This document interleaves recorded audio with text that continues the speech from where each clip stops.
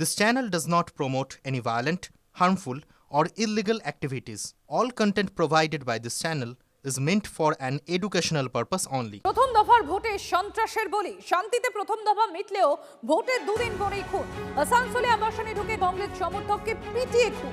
কংগ্রেসকে ভোট দেয় খুনের অভিযোগ তৃণমূল কংগ্রেসের বিরুদ্ধে। তৃণমূল কাউন্সিলরের নেতৃত্বে খুনের অভিযোগ করছে কংগ্রেস। আসানসোল দক্ষিণ পুলিশ ফাঁড়িতে মৃতদেহ নিয়ে বিক্ষোভ। চন্দ্রশেখর রয়েছেন আমাদের সঙ্গে। আমি সরাসরি চলে যাবো একবার, কি অবস্থা এখন ওখানকার, কি পরিস্থিতি দেখছো, আর পুলিশই বা কি বলছে?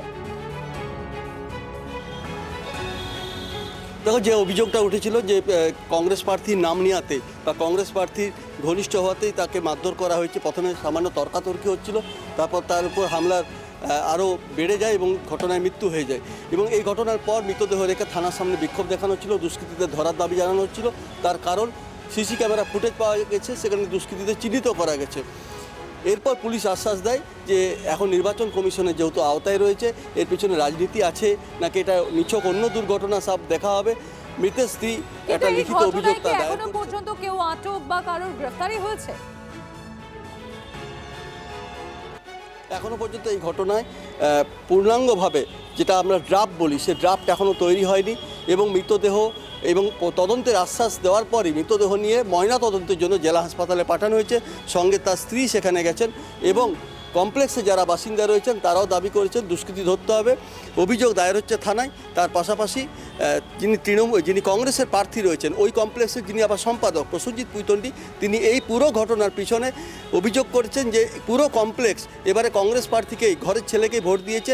যে রাগ থেকে তৃণমূল কংগ্রেসের ওখানে যিনি কাউন্সিলর তার যারা দুষ্কৃতী রয়েছে বা সেই এলাকার লোকজন সেই কমপ্লেক্সের লোক বলেই তাকে আলাদা করে হামলা করেছে। সামান্য বচসার পর এমনভাবে মারধর করছে তার মৃত্যু হয়েছে এবং তিনি এই ঘটনার পিছনে রাজনীতি দেখতে পাচ্ছেন। ধন্যবাদ চন্দ্রশেখর, নজর থাকবে। ওনার নাম দেবদীপ চ্যাটার্জি। ওনার বাড়িতে এক বৃদ্ধ বাবা আছে, হাঁটাচলাও করতে পারে না। একটি 6-7-এ পড়া ছেলে আছে আর স্ত্রী, আর কেউ নেই। মারার কারণ যেহেতু নব অনন্যা কমপ্লেক্স পুরোপুরিভাবে এতদিন তৃণমূলের শোষণের জালে ছিল। এইবার প্রথম তৃণমূলের শোষণের জাল থেকে বেরিয়ে আমি যেহেতু কংগ্রেস প্রার্থী, তাই আমার সমর্থন করেছে নব অনন্যা এবং মন্ত্রী থেকে শুরু করে অন্য কোনো রাজনৈতিক দল ওখানে মিটিংও করার স্কোপ পায়নি। তারই রাগের বহিঃপ্রকাশ। এই ভিডিও ফুটেজে যাদেরকে স্পষ্ট দেখা যাচ্ছে তাদেরকে অবিলম্বে গ্রেপ্তার করতে হবে। প্রথম নম্বর হলো যে কংগ্রেসের সঙ্গে আমাদের কোনো প্রতিযোগিতা নেই, আর আমরা সবাই কংগ্রেস থেকে আসা লোক।